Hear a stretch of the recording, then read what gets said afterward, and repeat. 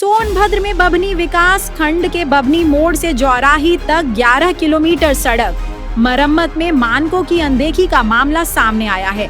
इस बात को लेकर आक्रोशित ग्रामीणों ने बुधवार को प्रदर्शन कर हंगामा किया और ग्रामीणों की मांग है कि सड़क को फिर से उखाड़कर मानकों के हिसाब से सड़क निर्माण किया जाए।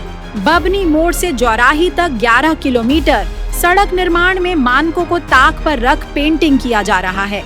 मुख्यमंत्री का आदेश है कि 5 साल तक ठेकेदार की सड़क की जिम्मेदारी होगी, लेकिन विभाग और ठेकेदार की मिलीभगत से सड़क एक दिन में उखड़ने लग जा रही है। ग्रामीण जितेंद्र सुरेंद्र